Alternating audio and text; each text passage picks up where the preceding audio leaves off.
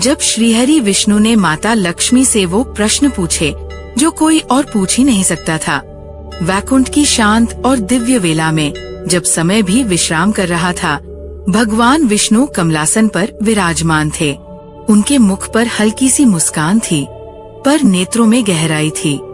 उन्होंने प्रेम पूर्ण स्वर में माता लक्ष्मी की ओर देखा और पूछा, प्रिय, तुम जगत की समृद्धि हो, सभी तुम्हें पाने की इच्छा रखते हैं, पर क्या तुम स्वयं जानती हो कि लोग तुम्हें समझते कितना है?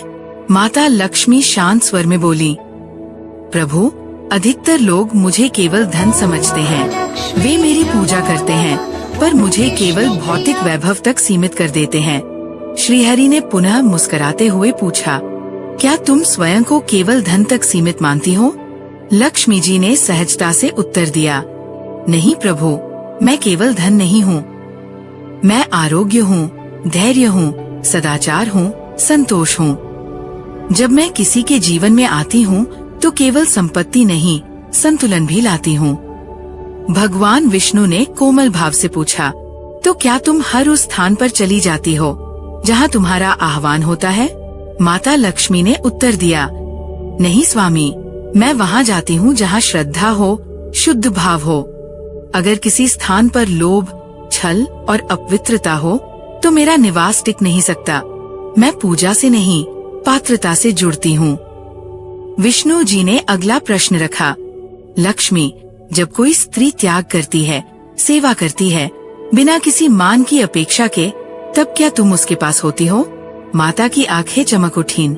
स्वामी, वही तो मेरी वास्तविक उपस्थिति है। मैं उस माँ के हाथ में हूँ जो बच्चों को भूख लगने से पहले खुद भूखी रहती है। मैं उस बेटी की आंखों में हूँ जो परिवार का सम्मान बनकर जीती है। मैं उस स्त्री की चुप्पी में हूँ जो घर को स्वर्ग बनाती है। भगवान विष्णु ने एक अंतिम प्रश्न पूछा, लक्ष्मी, तुम क्या चाहती हो? लोग तुम्हें कैसे बुलाएं?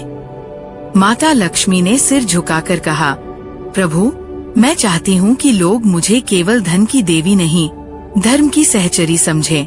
जब वे धर्म से जुड़ेंगे, सेवा से जुड़ेंगे, नारी का सम्मान करेंगे, तब मैं स्थायी रूप से उनके जीवन में रहूंगी।